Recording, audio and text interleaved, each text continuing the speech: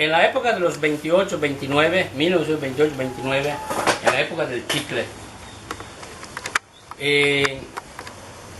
se deslinda Tulum y Chumpón de Carrillo porque los jefes mayas de Carrillo, como les dije hace rato, se peleaban por el poder y cada quien dijo, Evaristo Zulú del Zulá agarró su gente, se fue a vivir a Tixcacal Guardia. Bueno, Tixcacal Guardia fue de 1916, porque de antes era Tocoisolar, es decir, se hacía milpa allá. Y Tixcacal Guardia fue fundado por habitantes de San José I, antes de Señor y antes de San José II.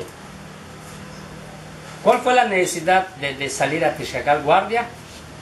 Porque las tierras son buenas para la milpa y Pino Suárez, por ejemplo, se funda y se quita de San Felipe I, San José I, porque ya está la carretera, es más fácil cuando se enferman llevarlas a Carrillo y por eso se funda Señor y Pino Suárez.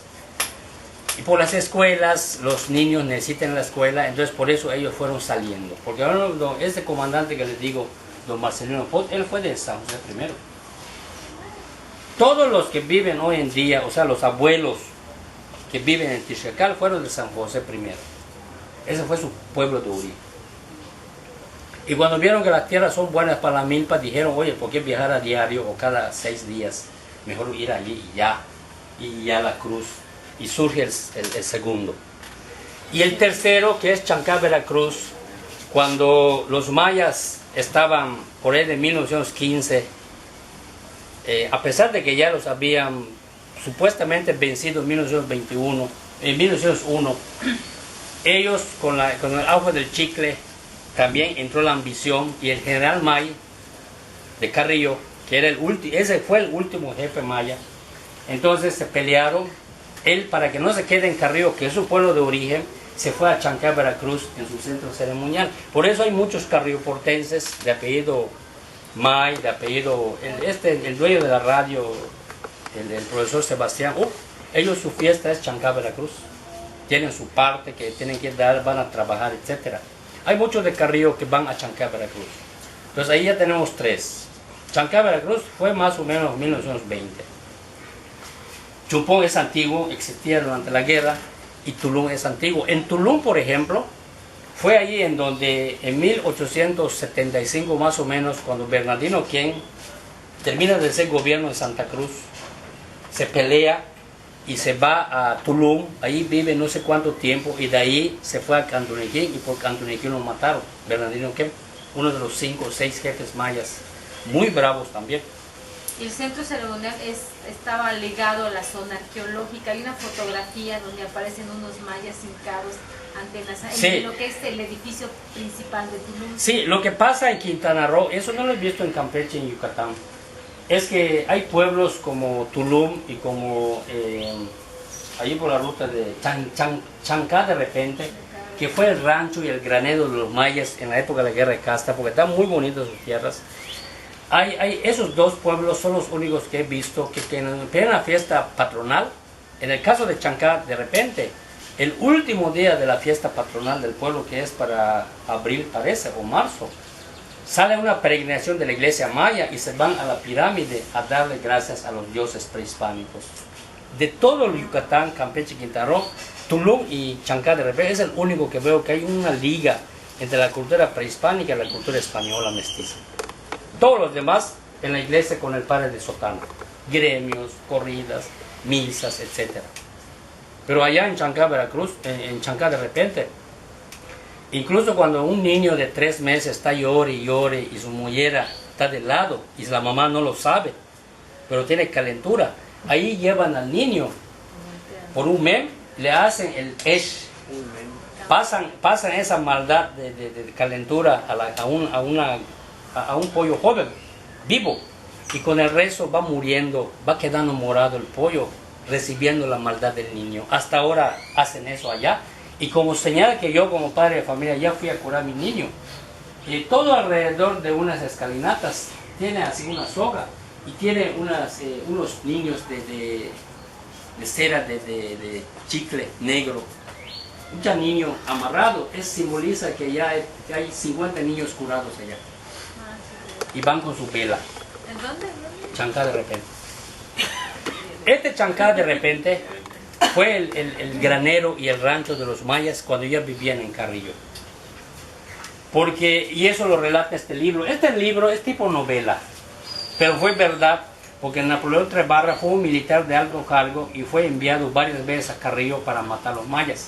Y le tocó ver, igual otro militar, don Rómulo Díaz de la Vega, le tocó ver ahí en la Cruz Parlante, cuando ellos llegaban a invadir, a algunas niñas muriéndose, niñas mayas muriéndose de inanición y de debilidad, porque no tenían alimentos, así pálidas. Era de don Rómulo Díaz de la Vega, que fue el que taló la mata de Caobo, donde estaban las tres cruces, fue el que los derrumbó. Tiene visto a una niña muriéndose así en sus últimos minutos.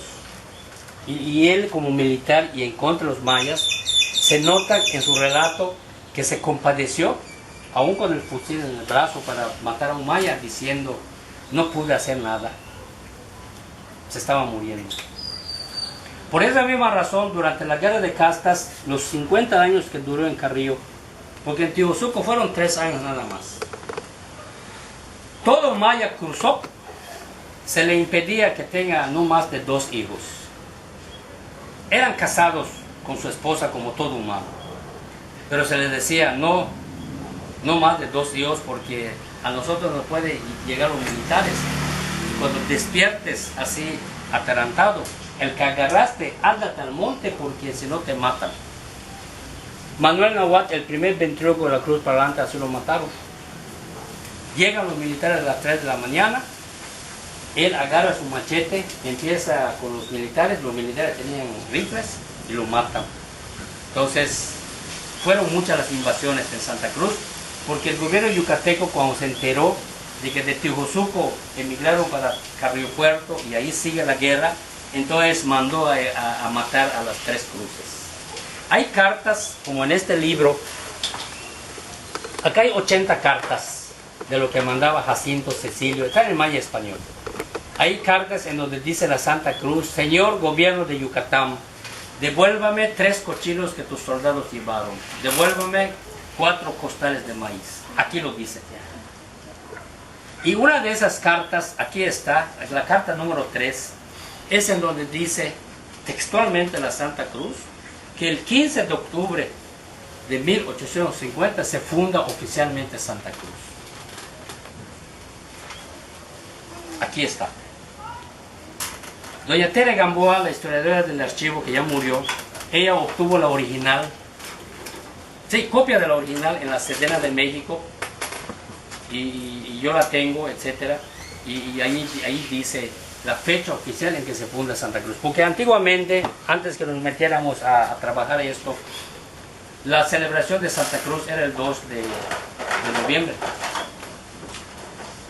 Pero porque se había basado los historiadores en los libros de Elilio Ancona, de los historiadores que se convirtieron en historiadores, pero muy buenos por afición, y así se celebraba esa fecha de Santa Cruz. Pero cuando nos pusimos a investigar de esto, se hizo hasta una especie de reuniones, antes creo que no sé qué aniversario de Carrillo Puerto, y ya se verificó con todo el acta que el 15 de la fundación, y lo dice la carta número 3, es el 15 de octubre de 1850, por José María Barrera.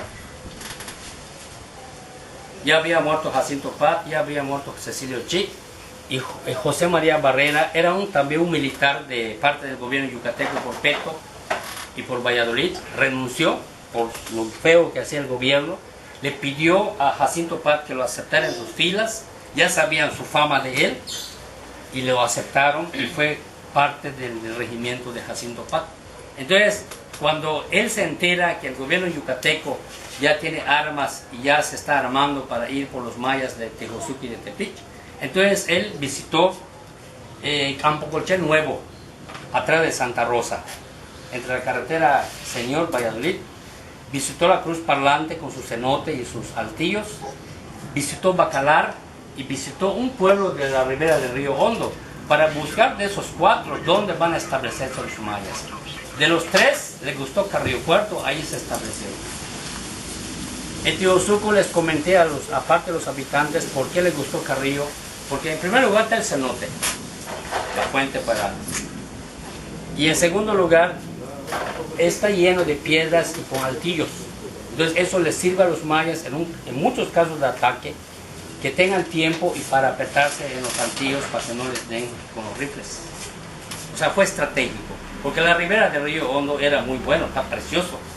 Pero lo que pasa es que es plano, donde están los porosos. Entonces rápido los pueden matar.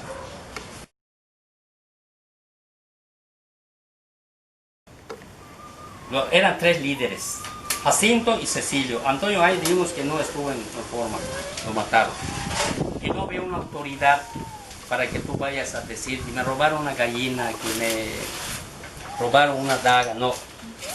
Hasta cuando pasan en Carrillo y surge y la guerra se convierte en teocrático militar, entonces se empiezan a tener ya autoridades en Santa Cruz, por los propios mayas y mestizos, porque hubo hasta esclavos mestizos que fueron ya autoridades después, años después, cuando se les probó su lealtad. Entonces les voy a leer algunos de estos y sus años, y también le ofrezco a Pablo y a la directora, terminando, traigo todo un pertrecho de materiales de guerra de castas donde está esta lista. Hice una investigación como de 25 líderes, de dónde son, dónde murieron, y se los voy a regalar. Es digital. Gracias. Y cualquiera de ustedes en una tarde vienen con él, traen su USB y se los pasa a él, porque para eso sirve. A mí no me sirve esto, levantarlo, no lo leen, pues, ¿para qué sirve? Entonces, la intención de esta plática, por ejemplo, es que ustedes vayan leyendo sobre la guerra y no nos engañemos cuando vengamos. Así de sencillo. Bien. Los tres primeros líderes: Manuel Antonio Ay, nativo de Chichimilá, municipio de Valladolid. No, es municipio autónomo, Valladolid es otro. Muere el 26 de julio de 1847. Fue el que fusilaron, que les di. A los 25 años, es el más chavo.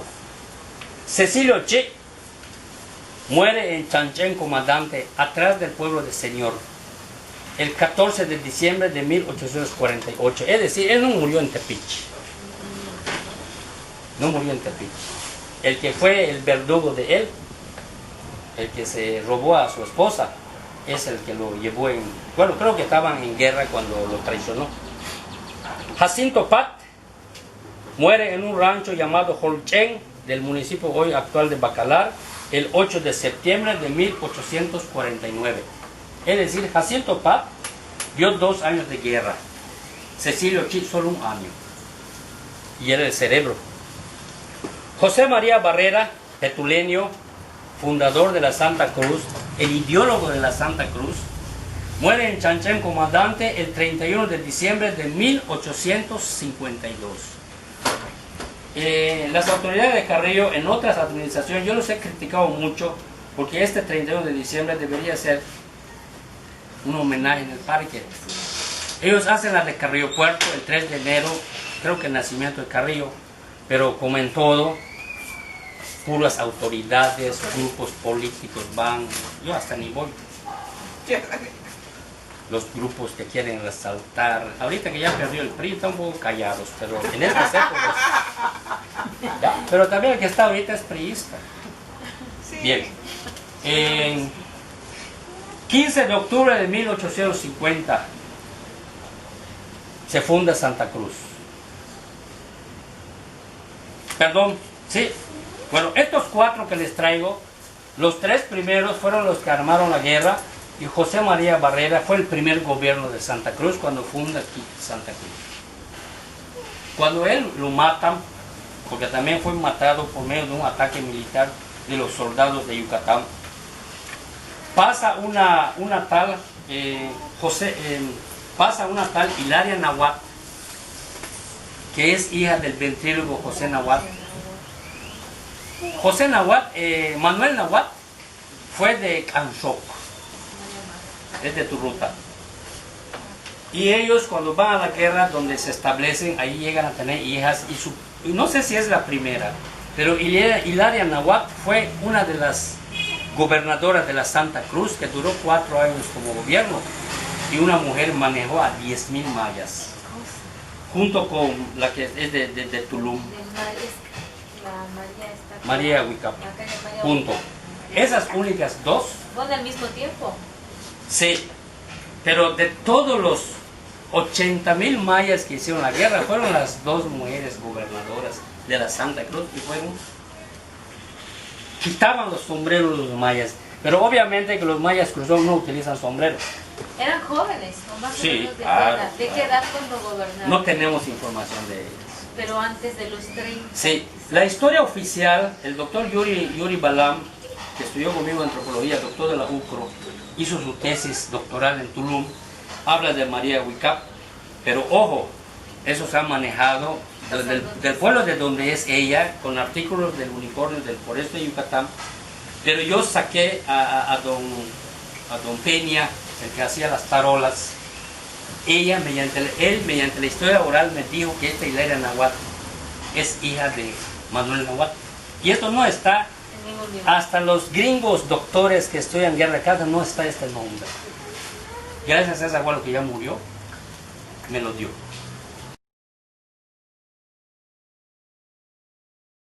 Aquí entonces empiezo con la lista de los gobiernos de Carrillo Puerto. Hay como 20, les voy a dar unos cuantos nada más. José María Barrera, el primer gobernador de Carrillo, fue del 15 de octubre en adelante. Hilaria Nahuatl fue del 1 de enero de 1853 en adelante. Luego pasó Venancio Puc del 23 de diciembre en 1857. Este Venancio Puc es el que se relata, fue 12 años de gobierno. Era un briago, pero era un gobierno. Se dice en este libro que cuando en el pueblo robaban un pavo o se peleaban en la calle, porque también tomaban whisky, él no decía que lo traigan aquí, le voy a hacer una justicia como lo hacen los jueces de paz. Si en ese momento le presentan a la persona que robó un pavo o una gallina, estando medio tomado, porque todo el tiempo estaba tomado, saca su daga, de una vez le da y ahí queda. Pero si en ese momento no estaba tomado, allá donde estuvo, sospecho yo, porque eso no se dice, por donde estuvo el pitch, allí llevaban a los que hacían alguna infracción en el pueblo y los ahorcaban. Porque en esa época no habían calabozos ni penis. O sea, los mayas hacían justicia en sus propias manos. El otro gobierno, esto lo desempeñaron entre 3. Se llama el triunvirato. Son 3 los que gobernaron. Fue del periodo diciembre de 1864 a 1874. Fueron 10 años. Lo integraron Crescencio Pot, carrioportense, el único, Bernardino Ken de Xcán, Yucatán, y Bonifacio Novelo de Valladolid. Entre los 3 tomaban decisiones. En 1870, Juan de la Cruz Puc, el primero que empezó a escribir las cartas de la Santa Cruz, porque Manuel Nahuatl nomás hablaba. De ahí sale el nombre de la Cruz Parlante.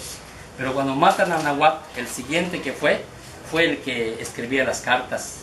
Y cuando amanecía estaba en la iglesia y los mayas se arrodillaban y decían, es la bendición de la Santa Cruz. En 1867 a 1870 fue Bonifacio Novelo, tu paisano, gobierno de Santa Cruz. Y bueno, hay otros.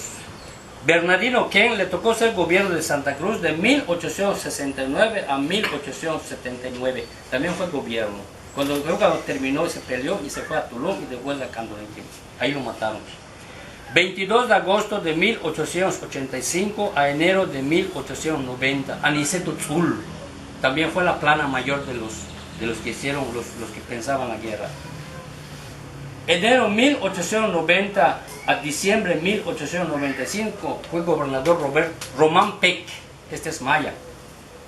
Diciembre de 1895 a enero de 1897, Felipe Yamá. Este fue el papá del último jefe maya de Carrillo. Y mayo 1899 a abril 1901, otra vez, Felipe May. A ver, voy a repetir. 1895 a enero 1899, Felipe Yamá. Fue la plana mayor de los mayas igual. Y de último, 1899 a 1901, cuando llegan los federales, Felipe May es el que estaba, es el papá de este May que fue el último gobierno de los mayas, el que vio el agua del Chicle de 1820 a 1930. Francisco May. Es su papá, este Felipe May. Y el rector, él es nieto de Francisco May. El rector es nieto. Y este Felipe May es su tataranieto. Es Porfirio Díaz, todo eso, ¿no? Bien, Porfirio Díaz entra en 1873 a 1873 a 1910. Él estuvo 33 años de gobierno federal con un inter, se salió como un año. Y antes de eso, cuando revienta la guerra de castas, estaba López de Santa Anna como gobierno. Aquí hay una cosa que les quiero decir, ¿por qué el gobierno mexicano, cuando revienta la guerra de castas, no mandó de una vez a los militares? Porque sí lo pudo hacer. Porque en esa época le estaban robando las tierras del norte a México, Arizona, Nuevo México, que por cierto se le quedó a los gringos. Entonces Estados Unidos estaba entretenido viendo eso. Y la guerra avanzó. Y por eso nos quería invadir por acá.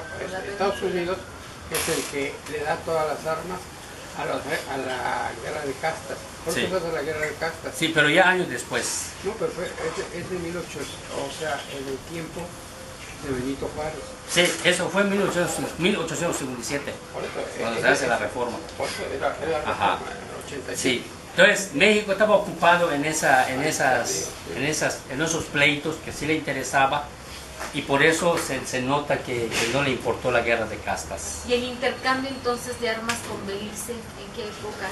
Ahí se lo mandaban, Eso desde cuando los mayas se van a Santa Cruz, en toda esa época llevaban maderas preciosas y regresaban con pertrechos de guerra.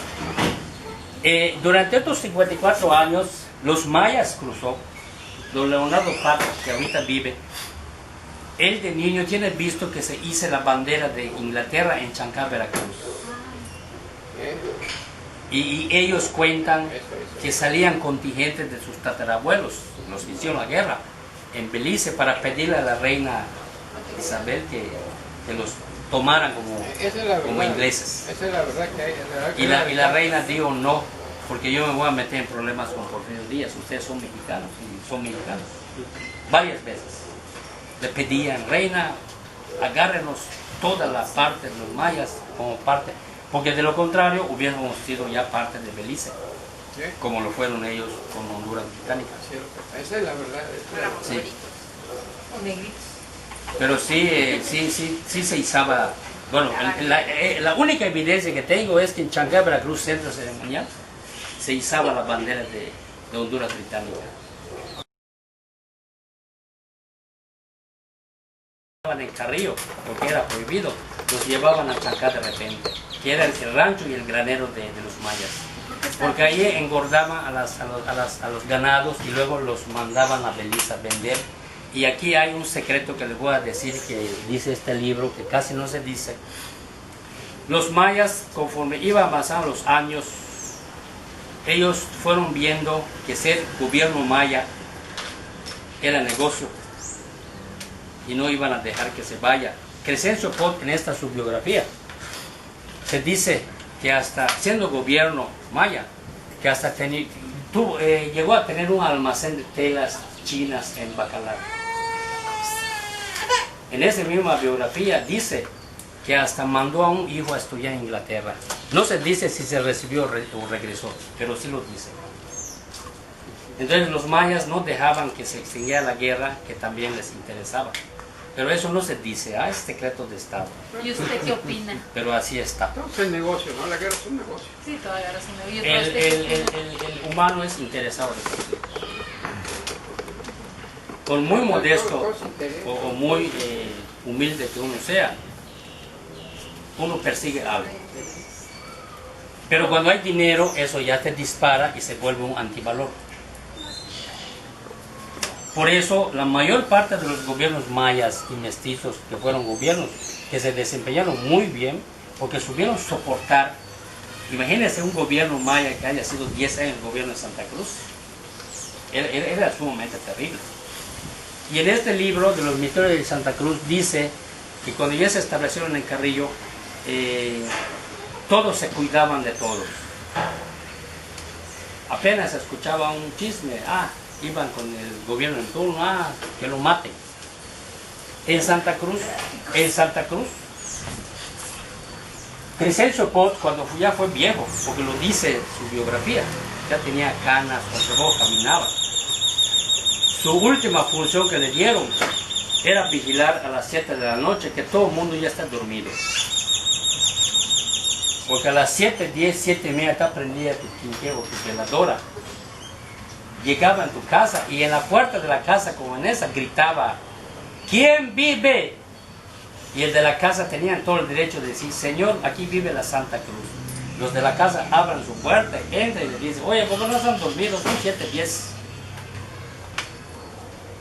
Era su labor Crescencio Pot. O sea, fue el último trabajo que leí. Entonces, por eso los gobiernos fueron emboscados. Jacinto Pat murió emboscado por Bernardino Ten, por Venancio Pú. Sabían que ¿Cuál es la razón de matar a un gobierno maya? Obviamente por cuestiones de chisme y de suposiciones.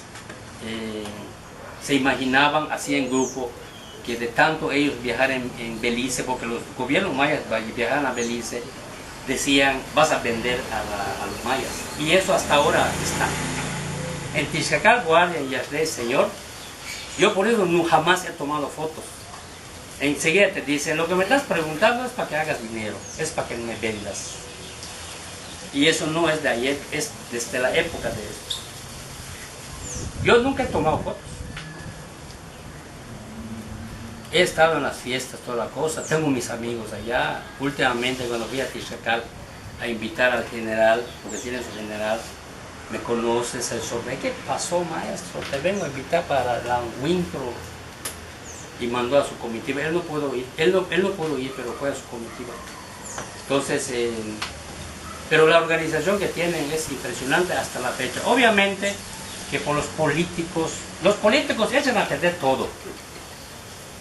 Ya entran, ya los politizan. Lo último que salió en la prensa, don Isabel Zulú, el que fue vejado últimamente por un fulano que no quiero decir el nombre,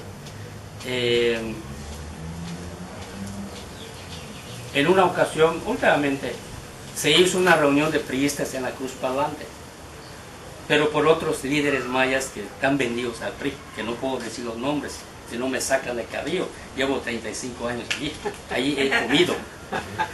Y se ve así en la foto la plana mayor de los líderes mayas. Y doña Isabel no estuvo de acuerdo y después sacó un remitido diciendo: de ahora adelante, el que entre en la Cruz Parlante de política, les vamos a dar latigazos. Ese es su castigo de ellos.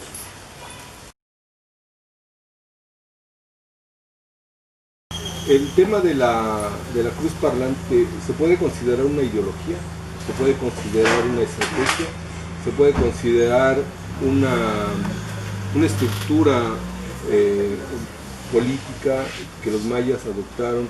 Bueno, la Cruz Parlante cuando inicia fue de matiz teocrática militar, es decir, seguía la guerra, empuñaba las armas, pero habría que atender la cruz, porque con la cruz,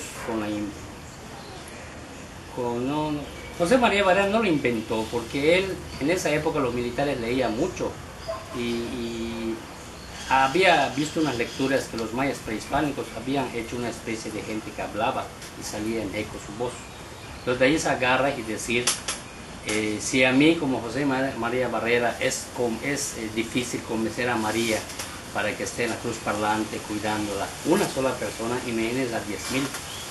Entonces él tuvo que recurrir a esa estrategia del maya que habla en un barril para que saliera en eco su voz. Y los mayas cuando lo escucharon se hincaron y dijeron, eran 3,000 mayas los que se fueron a Carrillo Puerto.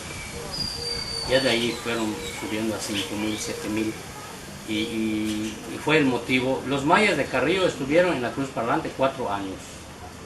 Cuando ya el lugar fue chico, porque ya llegaban a 6,000, 7,000 mayas, y fue cuando escogieron donde ahorita está el Palacio Municipal, que también tenía sus partes malas, toda la explanada.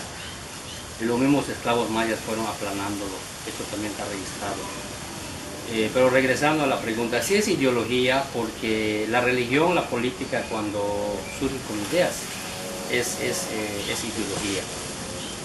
Tú no puedes separar la religión a la política, porque en este caso va uno mismo, igual cuando estaban los españoles, política y clero y vida militar era uno solo. Entonces sí es ideología. ¿Y de qué es estrategia? La estrategia de Cecilio Chi, los 3 años en Tiozuco y 50 años en Carrillo Puerto, es estrategia. Les voy a decir, tengo hecho un estudio como de 10 estrategias que ellos utilizaron. Hay una que es muy clásico. Ellos tenían una especie de depósitos de agua en el centro de Santa Cruz, en lugar de piscinas, porque en esa época no había esa idea. Le llaman canovas, son como bateas, pero más grandes, tipo batea, pero más grandes, especial para almacenar agua. Y eso les servía para surtirse de agua a los que vivían en el centro. Que cuando una vez llegó los militares y estuvieron en el centro sin nadie, porque cuando llegaron los militares, desde 3 kilómetros de la entrada de Carrillo Puerto, había un maya especialmente visualizando. Y cuando se veían a los militares desde a lo lejos, reventaba una bomba. Y en Carrillo Puerto se escuchaba. Desde que la bomba llegue el estruendo en el centro, todo el mundo ya debe ir a la selva. Y varias veces cuando llegaron los militares en el centro, que no había nadie, pero estaban las canovas con agua clara, tenían sed, la tomaban, pero los militares, los mayas tenían una ropa de un difunto maya allí con sangre y les envenenaban. Pero también leyendo otros materiales de la guerra de castas, hay una planta que se llama icabam, es veneno. La resina es veneno y se lo ponían al agua y te mata. Ese icabam servía en la época cuando no había tanta medicina para matar ratas. Y la resina del icabam, al expandirse en el agua, te mata. Pero al mismo tiempo era medicinal porque la misma resina entonces servía para despejar el agua de una sarteneja. O sea, los mayas con todo lo que tenían se basaron para defenderse. Y hay como 9 estrategias más.